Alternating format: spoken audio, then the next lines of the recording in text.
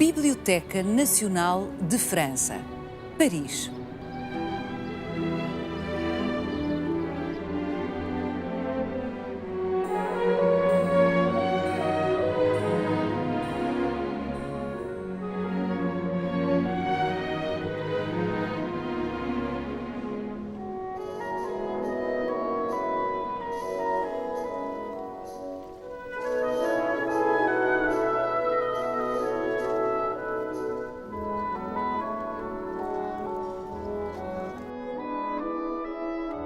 Entre 1437 e 1438, o rei Dom Duarte mandou compilar um conjunto de textos que escrevera ao longo da vida.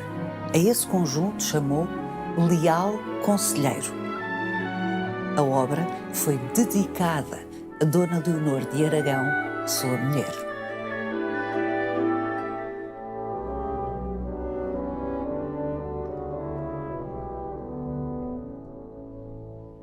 Leal Conselheiro é um tratado moral, um conjunto de textos com intenções pedagógicas sobre temas como a inveja ou o ódio, o amor e a esperança ou a arte de bem governar. Em parte destes textos, Dom Duarte descreve a melancolia, a profunda tristeza de que sofreu, diríamos hoje, a depressão, uma confissão inaudita para um rei do século XV.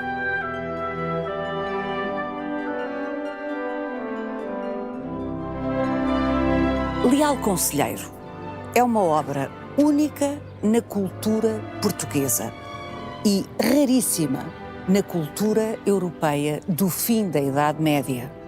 Por que razão este manuscrito tão precioso se encontra na Biblioteca Nacional de França e não na Biblioteca Nacional de Portugal?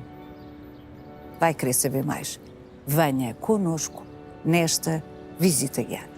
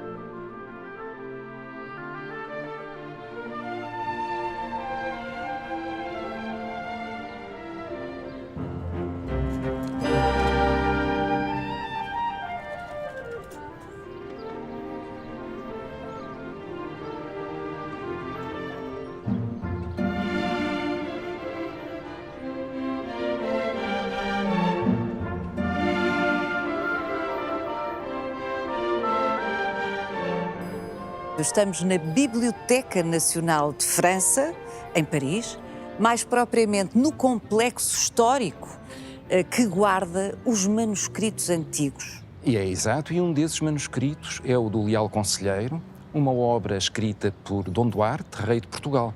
O Leal Conselheiro é um conjunto de textos escrito na primeira metade do século XV. O João Dionísio é filólogo e entre os muitos objetos de estudo a que se dedicou, o Leal Conselheiro ocupou-o intensamente, de tal forma que é o João, o autor da introdução à edição digital deste manuscrito, que naturalmente pode ser visto em qualquer parte do mundo, a qualquer hora, por qualquer pessoa, e portanto, escusado será dizer que o João conhece intimamente este texto, conhece-o muito bem. Vamos tomar contacto direto com aquilo que para o João não é uma novidade, mas para nós, os outros, é. Vamos a isso.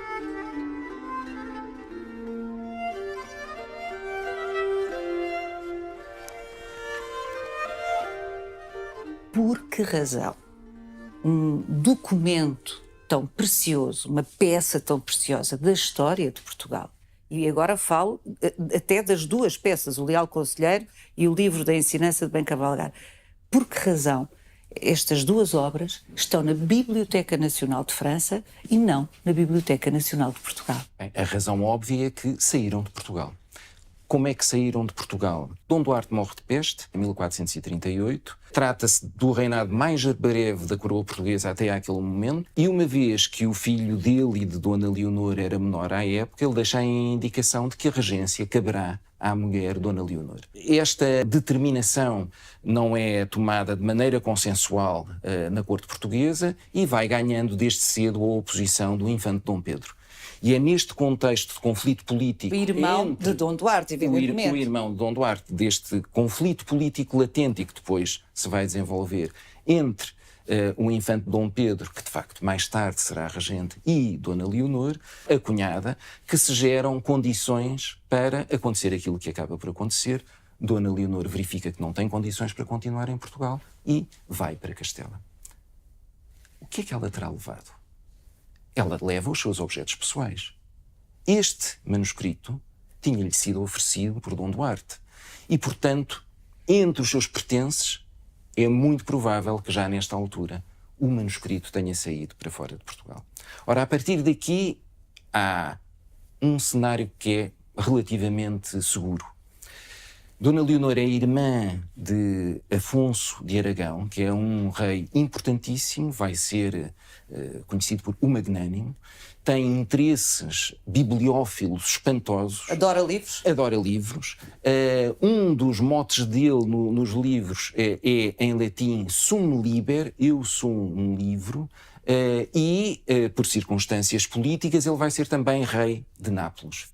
E em Nápoles ele vai estabelecendo uma biblioteca absolutamente extraordinária.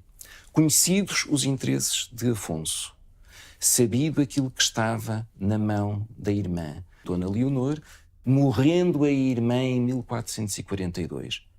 O manuscrito foi com certeza para a biblioteca de Afonso I e lá terá ficado durante algum tempo. Portanto, este manuscrito, o Leal Conselheiro e, muito provavelmente, o livro da Ensinança de Bem Cavalgar, viveram em Nápoles. E nós sabemos isso porque há duas cotas que são cotas napolitanas. E isso parece uma prova indiscutível de que, de facto, para usar a expressão da Paula, estes dois textos, neste manuscrito, viveram em Nápoles.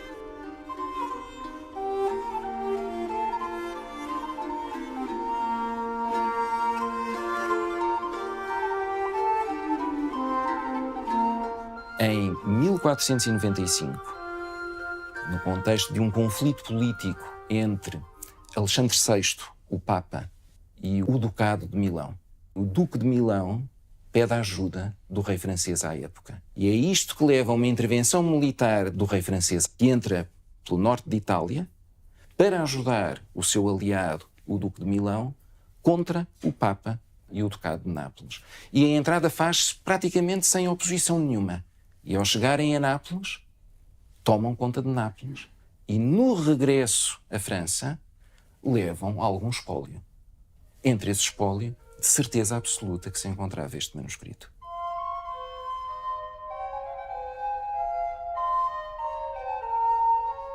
O manuscrito vai primeiro para a Biblioteca Régia de França à época, em Blois. Mais tarde, a biblioteca passa para Fontainebleau e de Fontainebleau vai passar para Paris.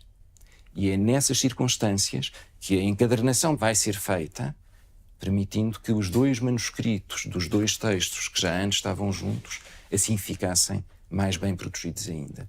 E esta é a história da entrada destes manuscritos nesta biblioteca. Da viagem destes manuscritos até chegarem a integrar o acervo da Biblioteca Nacional de França. Que aventura!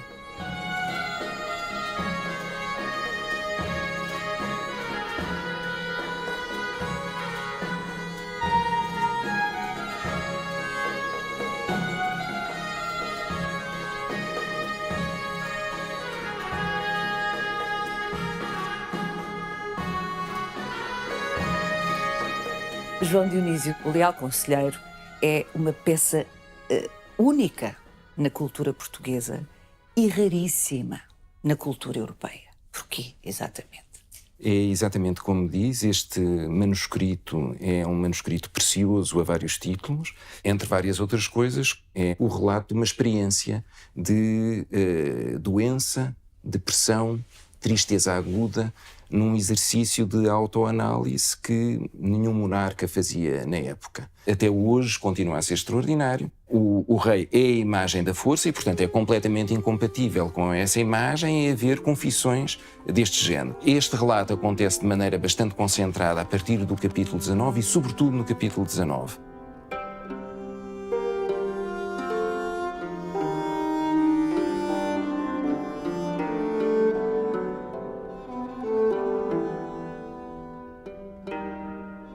Dom Duarte conta os sintomas, ele tinha 22 anos.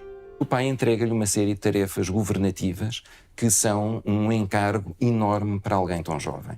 Ele fica com todas as responsabilidades do domínio da justiça e da fazenda, de caráter económico, portanto, uma espécie de Ministério das Finanças da época. Imagina-se que desde as 6 da manhã ele já começasse a trabalhar, até muito tarde, num isolamento de dedicação inteira à tarefa pública.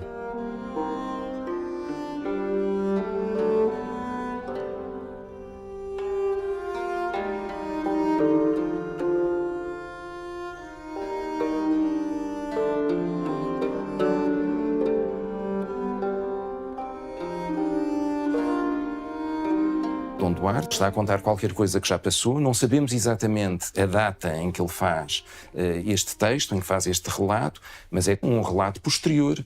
Ele está doente vários anos e pode-se dizer que quando ele diz que recupera, que é uma visão, ela própria, também discutível. Há um ponto fulcral na mudança da percepção daquilo que lhe está a acontecer, que é quando a mãe, em 1415, portanto 4 anos depois do início deste episódio, fica doente, com peste, e acaba por morrer.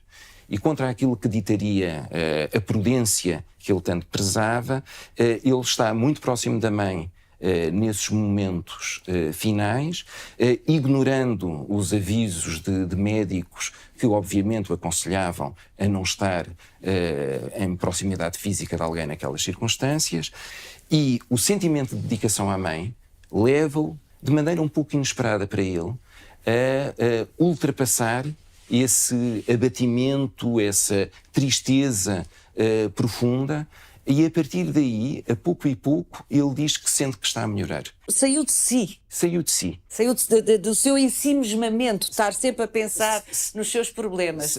É uma receita que vale até hoje, não é? Alguém que se dedica a outros deixa de estar tão autocentrado e é interessante isso. E ele narra tudo isso. E ele narra tudo isso. Neste capítulo 19? Neste capítulo, sobretudo neste capítulo 19, depois aquilo que sucede nas palavras dele é que, embora ele não tivesse completamente recuperado, há uma noção daquilo que está a acontecer. E isso também é curioso, porque nós também conseguimos perceber isso nos dias de hoje, é a diferença entre sermos afetados por um problema, neste caso de saúde, muito grave, nós conseguimos perceber os efeitos, mas não conseguimos perceber o quadro que nos diz é este tipo de problema ou é aquele, e aqui ele ganha consciência daquilo que o está a afetar. E isso é o ponto de partida, nos capítulos imediatamente a seguir, para falar sobre os tipos de tristeza, de aborrecimento, de melancolia que faziam parte da vida dele. E, portanto, isto funciona de duas maneiras. É uma racionalização, essa é a parte mais intelectual, mas, obviamente, a parte mais importante é um rei que se dá a ele próprio como exemplo. E essa ideia dele se dar a ele próprio como exemplo é absolutamente notável, porque é como se ele descesse do pedestal de poder em que se encontra para estar a dizer aos seus súbditos, todos os que pudessem ler o Leal Conselheiro, isto acontece. E isto não é o fim da vida, isto não tem de ser entendido com desespero. Há um caminho para sairmos desta situação em que mais do que eu próprio, outras pessoas podem cair. E Leal Conselheiro é um título muito estranho na época. Na mente de Dom Duarte, esta obra deveria ser entendida como uma espécie de pessoa. Um livro que se transforma numa pessoa que está ali ao lado de nós e a quem nós podemos recorrer de uma enorme generosidade humana.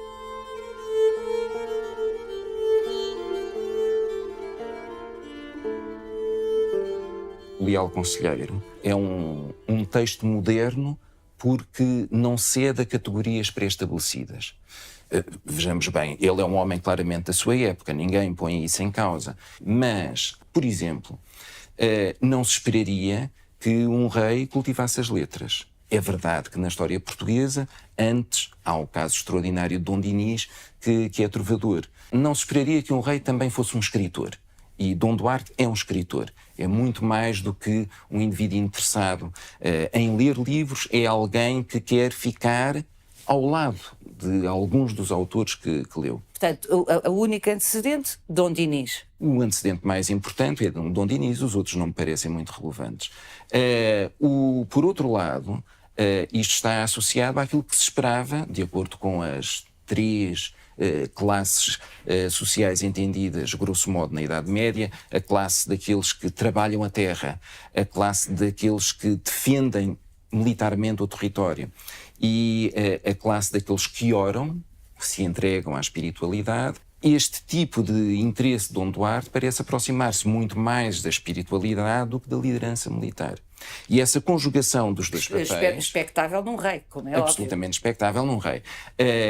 E mais expectável ainda quando nós estamos a falar do início da dinastia de Avis e havia pouco tempo tínhamos saído de uma guerra com Castela e, portanto, a questão dimensão militar bélica, está muito presente. Dom Duarte mostra, mas é perfeitamente possível conciliar estes dois perfis. Eu posso ser guerreiro e posso ser um leitor e um criador literário. Exatamente. E isso parece-me que está ligado a uma das preocupações de Dom Duarte, que é uma preocupação de defesa deste ponto de vista, mas que também tem um intuito pedagógico e de ser útil a terceiros. Porque ele defende que o dia tem 24 horas e, portanto, há tempo para a execução de uma série de tarefas e nem todas elas têm de estar submissas a um perfil único, mesmo no caso de um rei. Por outro lado, continuando na ideia da modernidade, este é um texto que não obedece a um único género. E, mais uma vez, estamos a falar de pressupostos que são contrariados. Diríamos, é um tratado de pecados e virtudes. Que se usava no século XV, antes e depois continua a usar-se. Sim. Mas não é apenas isso. Podia pensar-se, é um relato de experiências pessoais, mas não é apenas isso. É um relato de conhecimentos práticos que ele obteve em várias circunstâncias. É verdade, mas não é apenas isso. E esta junção num grande... é como se fosse um armazém de experiências de muito diferente tipo. É simultaneamente uma obra intelectual, de alguma forma, porque é uma obra com um grande nível, como já nos explicou o João Dionísio, de racionalização, não é? Alguém que reflete disciplinadamente sobre uma matéria, no caso, os vários tipos de tristeza, foi o exemplo de que estivemos a falar, mas também é impressionista. Também dá as impressões, é confessional, e o que é que observou, o que é que experimentou. É no fundo, a junção destes dois registros que torna o Leal Conselheiro qualquer coisa de desconcertante à época. De desconcertante à época. Conheces outro exemplo a uma escala europeia? Não se conhece outro exemplo a uma escala europeia.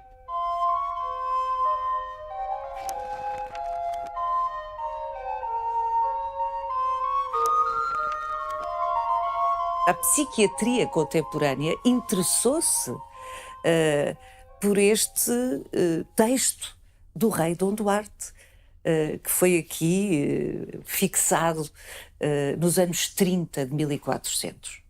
É verdade, o texto interessa a múltiplos campos de reflexão: história literária, história cultural, história política e, neste caso em particular, também à psicologia e à psiquiatria.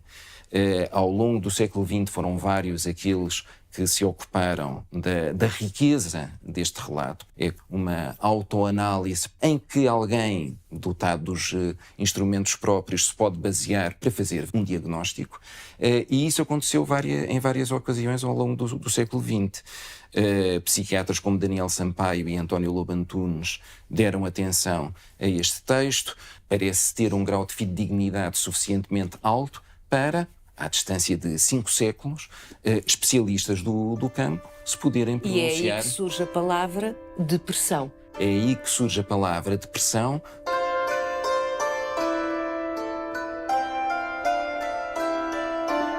De facto, Dona Leonor é a pessoa a quem Dom Duarte dedica o livro, é a primeira destinatária do livro, mas tudo leva a crer que, até por várias referências ao longo dos capítulos, que ele prevê um público muito mais amplo do que a mulher. Público de corte, com certeza. Portanto, os cortesãos, não é? Leitores de corte, não seriam muitos aqueles que estariam em condições de ler à escala nacional, como sabemos. À época, a maior parte das pessoas não sabe ler, mas na corte, os próprios cortesãos, ou através de leitores profissionais para o efeito, através da leitura em voz alta, haveria um público significativo que estaria em condições de aceder àquilo que se encontra aqui.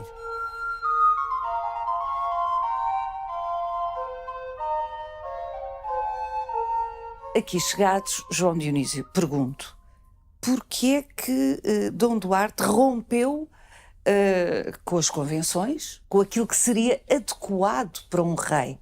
A minha percepção é que há uma família que torna muito favorável o aparecimento de indivíduos excepcionais.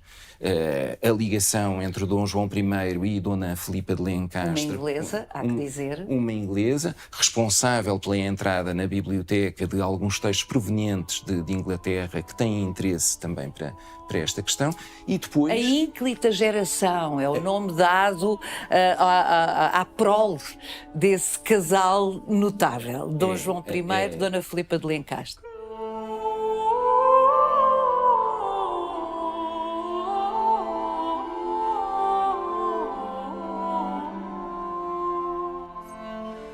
Uma geração excepcional, invulgar, e essa invulgaridade nota-se no percurso dos filhos deste casal. O infante Dom Fernando tinha uma biblioteca extraordinária, o infante Dom Pedro tem interesses culturais vastíssimos e uma experiência de conhecimento de várias paragens europeias que lhe abre horizontes muito raros noutras pessoas da época com condições semelhantes, e Dom Duarte, aquele de quem nós estamos a falar, que alia, o príncipe herdeiro, que alia um conhecimento erudito extraordinário, uma disposição própria para não fazer desse conhecimento erudito apenas a base para reproduzir aquilo que já se sabia. E é o acrescento da sua própria experiência, o acrescento da sua visão pessoal, que vai dar essa mistura, que vai fornecer esse ingrediente que torna Dom Duarte um caso tão particular.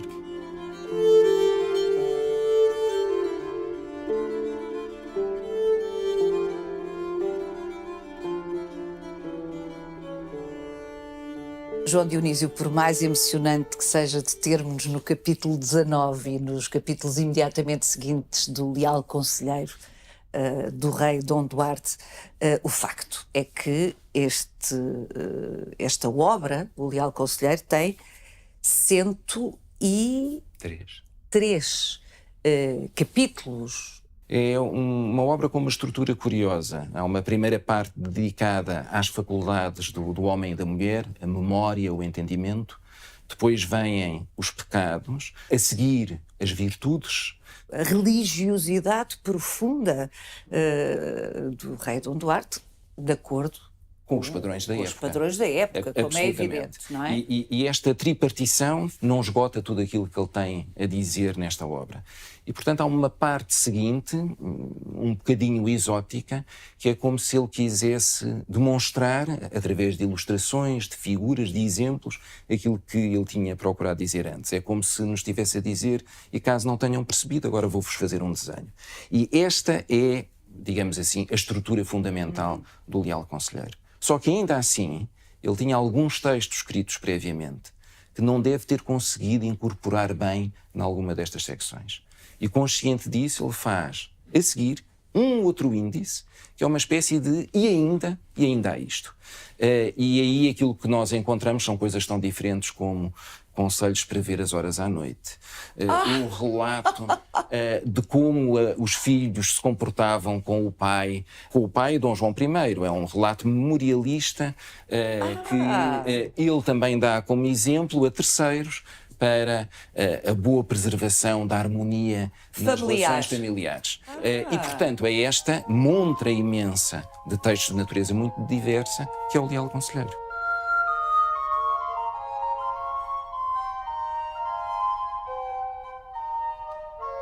Esta não é a caligrafia do rei Dom Duarte. Não, esta não é a caligrafia do rei Dom Duarte. É uma cópia feita com imenso cuidado, como se nota pelo tipo de decoração de cada uma das iniciais, mas é uma cópia, aliás, é uma cópia de oferta. Os livros de oferta são, por natureza, copiados. Aliás, o papel da mulher, se nós quisermos entender à letra aquilo que é dito no início, não é apenas a de uma dedicatária, não é apenas a pessoa a quem ele dedica.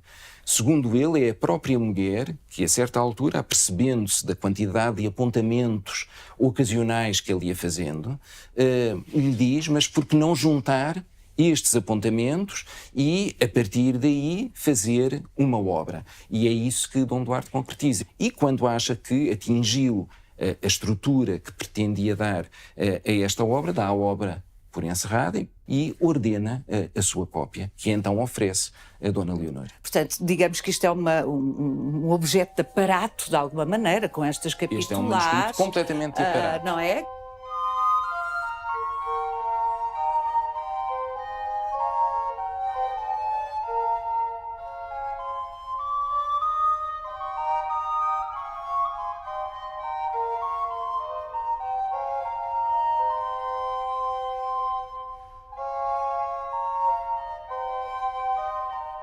Nós sabemos que os casamentos reais eram casamentos políticos, a dimensão afetiva não era chamada para esses contratos, mas aqui tudo indica que havia uma relação afetiva entre Dom Duarte e Dona Leonor. Eu diria que não é mas, é e. Isto é, não deixa de ser um casamento político, é um casamento que resulta do interesse de Estado numa aliança, a aliança de Portugal com Aragão, mas vai além disso.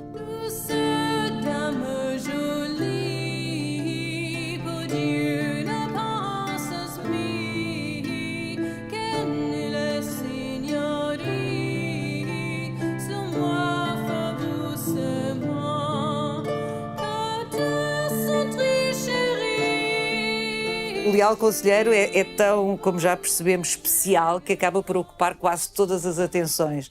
Mas há uma outra obra que foi encadernada, não de origem, com o manuscrito do Leal Conselheiro, livro da ensinança de bem cavalgar toda a sela, como o título indica, é um tratado de equitação escrito por Dom Duarte, bem mais breve do que o Leal Conselheiro, bem menos estruturado do que o Leal Conselheiro e com vários indícios de que Dom Duarte não o terá completado. Mas isso não foi impedimento para que ele fosse copiado no estado em que se encontrava, na altura em que esta cópia foi feita. E, em algum momento, os dois textos foram encadernados, ou juntos, pelo menos, antes de haver uma encadernação. Sobre o livro da ensinança, dizem os especialistas que é uma pena que não tivesse circulado ao tempo em que foi produzido, ou seja, século XV, 1400, porque se tivesse circulado na Europa na altura em que foi escrito, mesmo incompleto, teria sido o primeiro tratado de arte equestre, de equitação da Europa depois da Antiguidade Clássica, o que é uma coisa extraordinária. Como ficou na obscuridade absoluta até ao século XIX, pois houve outros tratados que, entretanto, se impuseram como referência na história da sistematização das formas de cavalgar. É muito interessante, entre outras razões, pelo seguinte: o próprio Dom Duarte tem consciência de que aquilo que ele está a fazer é profundamente inovador. Ele diz de maneira expressa no livro da Ensinança de Bem Cavalgar que não tem conhecimento de outro livro do género e que aquilo que ele está a escrever resulta da sua experiência, de alguma leitura também, mas ele mostra ter consciência desse ato de grande inovação na época. O outro lado é exatamente aquilo que a Paula acaba de dizer, com a referência a ter ficado durante séculos sem ter sido lido por alguém. E isso mostra também que em matérias de patente é preciso haver um uso para que depois haja os efeitos considerados. Sim, não adiantou que ele tivesse sido precursor, pioneiro, porque como ninguém soube, ficou como se não tivesse existido. Ficou guardado sem leitores, a não ser inventariadores de bibliotecas. Inventores de bibliotecas fora de Portugal, com um domínio escassíssimo, para não dizer nulo, da língua portuguesa. Portanto, ficaram, aliás, não apenas o Tratado de Equitação, mas também o Leal Conselheiro, sem leitores durante séculos, até que foram descobertos, e a palavra aqui, descoberta, obviamente é uma palavra excessiva, quer dizer que a certa altura esta biblioteca onde nos encontramos teve um leitor que, olhando para os catálogos e olhando para este manuscrito, comunicou, inclusivamente aos seus nacionais, que o manuscrito do Leal Conselheiro e o manuscrito do livro da Ensinança de Bem Cavalgar toda a Sela existia. Esse indivíduo foi o abade Correia da Serra, ligado, como se sabe, à Academia das Ciências, e é a partir daí que se pode dizer que começa a história moderna do conhecimento destes dois textos.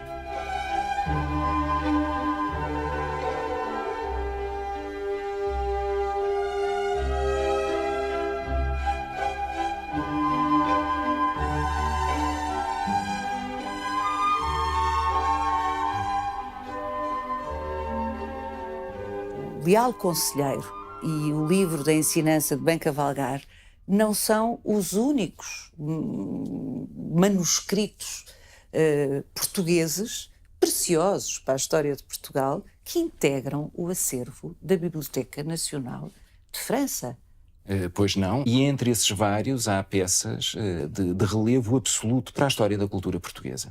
Por exemplo, a célebre Crónica da Guiné, que também se encontra aqui na biblioteca, e é possível que aí o trajeto tenha sido diferente e que a saída tenha sido ocasionada quando houve a monarquia dual, Portugal e Espanha. Cada vez que há conflitos políticos, tratados diplomáticos de aproximação e de dissensão entre países, isso cria condições para que os livros circulem. Isso é talvez uma das ideias importantes que pode ser extraído deste exemplo e de outros, é que os livros, quando são criados, não ficam necessariamente no mesmo lugar. Obedecem a rota de interesses de leitores, obedecem a programas. Nós já vamos conversar sobre isso, mas em todo o caso a ideia de que peças tão fundamentais para a cultura portuguesa e visivelmente para a cultura europeia, no caso da Crónica da Guiné, eu diria para a cultura universal, porque é o início, ou uma crónica que dá conta de um início de uma aventura, a expansão marítima, que mudará o mundo, como sabemos. É a ideia de que essas peças produzidas por portugueses em Portugal não estão fisicamente no nosso país, é uma ideia à partida perturbadora. Vamos continuar esta conversa porque não são caso único. De facto, não são. Vamos continuar esta conversa talvez lá fora, onde podemos ver a maravilhosa fachada deste palácio. Em rigor, é um complexo que integra parte da Biblioteca Nacional de França, nomeadamente os manuscritos. Vamos continuar lá fora? Muito bem, vamos a isso.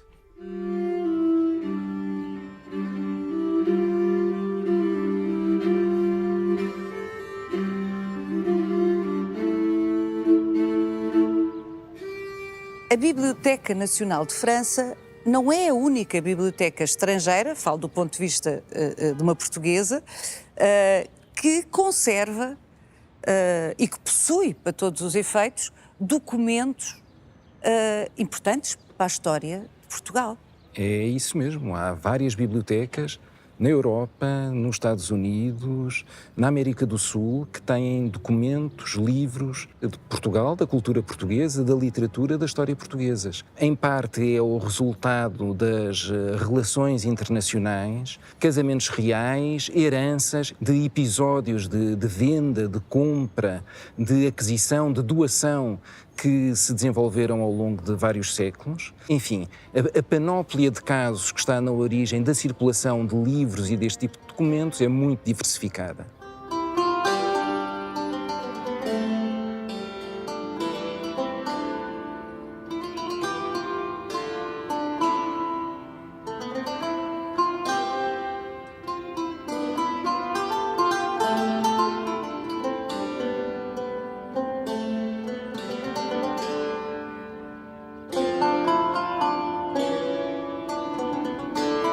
Entre muitos outros exemplos possíveis, um dos cancioneiros trovadorescos mais importantes, se não o mais importante, esteve durante muito tempo em Itália.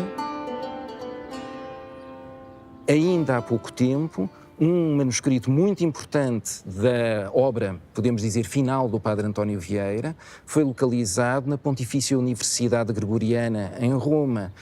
Fragmentos originais do livro da Montaria de Dom João I encontram-se no Arquivo Provincial de Lugo, na Galiza. E, se pensarmos em exemplos mais próximos da atualidade, no final do século XIX e no início do século XX, sabe-se da passagem do manuscrito importantíssimo do Amor de Perdição de Camilo Castelo Branco para a Biblioteca do Real Gabinete da Leitura, no Rio de Janeiro.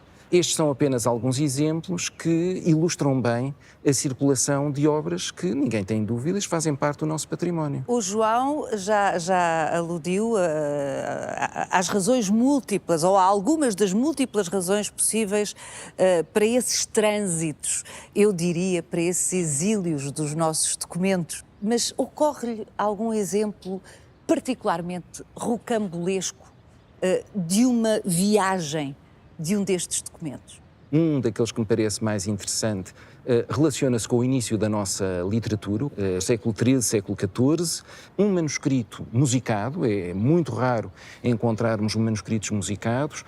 Ora, este manuscrito foi encontrado a embrulhar uma cópia de um tratado de um autor latino conhecido, Cícero. O quê? Como papel de embrulho, basicamente? Com papel de embrulho. No caso, pergaminho de embrulho. Pergaminho de embrulho, e há boas razões para isso, porque o pergaminho, do ponto de vista material, é muito mais robusto, oferece mais resistência, mas significa que alguém, na história deste material, achou que o destino que lhe devia dar era embrulhar um outro manuscrito. Ao perceber-se desta descoberta, Pedro Vindel, um livreiro espanhol, e daí a pouco tempo isto suscitou a curiosidade de um musicólogo chamado Rafael Mitrana, que o comprou a Pedro Vindel. Um musicólogo que vivia na Suécia, em Uppsala. Passam-se décadas e o manuscrito reaparece no mercado livreiro inglês, e aí uma biblioteca norte-americana, a Biblioteca Piers Morgan de Nova Iorque, adquire o manuscrito, onde se encontra hoje, em perfeitas condições de conservação. A realidade supera sempre a imaginação. Vê alguma situação onde para si faria sentido pedir a devolução? É um tema que está absolutamente na agenda, não é? As devoluções fazem parte da ordem do dia e, do meu ponto de vista, deve ser uma matéria analisada com todo o cuidado para se perceber bem as circunstâncias em que certos objetos mudam de mão. A questão coloca-se para os livros de uma maneira talvez um pouco diferente daquela que é a que merece ou outro tipo de objetos, como esculturas, pinturas. Porquê? Porque os livros são, em parte, património material e, em parte, património imaterial. Imaterial. Não é pelo facto de eu ter acesso a um manuscrito que eu sou o detentor exclusivo do acesso ao texto. Eu tenho sempre acesso a texto, mesmo que não tenha acesso àquele material. É uma questão por vários patamares. A primeira é garantir a boa conservação destes documentos. A segunda é, sempre na medida do possível, garantir a acessibilidade. E a terceira, paralela a estas, é verificar o grau de importância que, do ponto de vista simbólico, estes materiais podem ter para uma determinada nação. Sabendo nós que, a par da nação, há outras instâncias a que estes materiais podem pertencer. O caso do texto de que eu falava há pouco, do padre António Vieira, Clavis Profetarum, é um texto com uma relação de pertença com a Companhia de Jesus. E essa é a razão porque saiu da Bahia, Brasil, para a Itália. Esta relação entre poder de Estado, poder de corporações, poder individual, história de como cada um destes documentos circulou, foi adquirido num quadro legal, ou num quadro de invasão, ou num quadro de apropriação indevida, isso tudo deve ser somado. Portanto, tem que se analisar caso a caso. Analisar caso a caso, na certeza, porém, de que a Biblioteca Nacional de França e várias outras bibliotecas onde se encontram manuscritos portugueses são o resultado de uma história que, olhando nós para trás, essa história não pode ser apagada.